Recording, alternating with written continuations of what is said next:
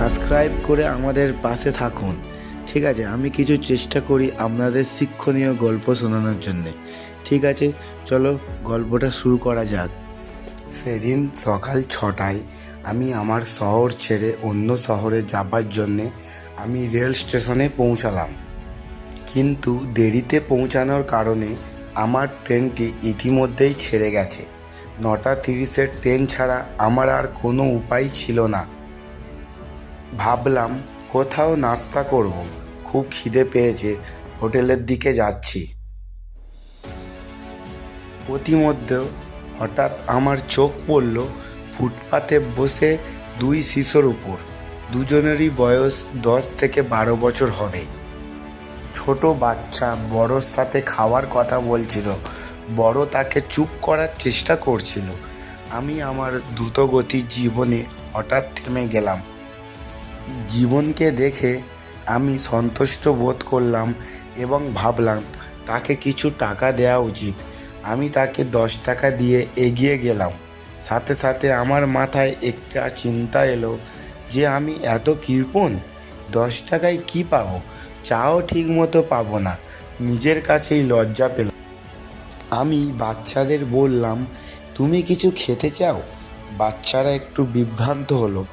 আমি বললাম, ছেলে, আমি নাস্তা করতে যাচ্ছি, তুমিও তাদের জামা কাপড় নোংরা থাকায় হোটেলের মালিক তাদের বকাঝকা করে তাড়িয়ে দিতে লাগলেন।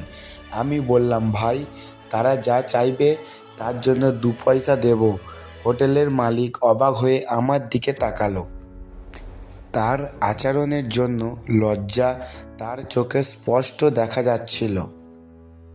সকালের নাস্তা মিষ্টি লস্যি চাইল। যখন বাচ্চারা খেতে শুরু করেছিল তখন তাদের মুখে আনন্দ ছিল আশ্চর্যজনক। ওর বাচ্চাদের বললাম, ছেলে, দুপুরের খাবার ও সন্ধ্যার পাশের মন্দিরে দেয়া হয় এবং এখানে রাতের জন্য থাকারও খুব ব্যবস্থা আছে। তাকে বলে আমি স্টেশনের দিকে রওনা দিলাম। একটু ভারী বোধ করছিলাম এবং তাদের কথা ভেবে একটু মন খারাপ লাগছে। পথে মন্দিরে এসে মন্দিরের দিকে তাকিয়ে বললাম, হায় ভগবান, তুমি কোথায়? এই বাচ্চাদের এই অবস্থা, এই ক্ষুধা, কেমন করে চুপ করে থাকা যায়?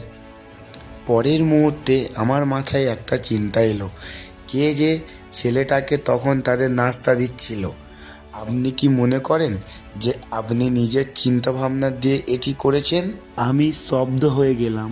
আমার সব প্রশ্ন চলে গেল। মনে হলো আমি ঈশ্বরের সাথে কথা বলছি। আমি বুঝতে পেরেছিলাম যে আমার তার কর্মকাণ্ডের একটি উপকরণ মাত্র। তিনি মহান। ঈশ্বর আমাদের কাউকে সাহায্য করার জন্য তখনই পাঠান যখন তিনি আমাদের সেই কাজে যোগ্য মনে করেন। কোনো সাহায্য প্রত্যাখ্যান করা ঈশ্বরের কাজকে প্রত্যাখ্যান করার সমান। আপনি যদি ক্ষুধার্ত বা অসহায় কারোর সাথে দেখা করেন বা আপনার কাছে কিছু খেতে চান, তবে আপনাকে অবশ্যই আপনার সামর্থ্য অনুযায়ী সাহায্য করতে হবে। এই কাজের জন্য ভগবান নিজেই তোমাকে মনোনীত করেছেন। আসুন আজকের মনোরম সকালটা শুরু করি এই সংকল্প নিয়ে যে ভিক্ষাকে উৎসাহিত করা উচিত নয়, দুর্বল, অসহায় ও ক্ষুধার্তদের অবশ্যই সাহায্য করা উচিত।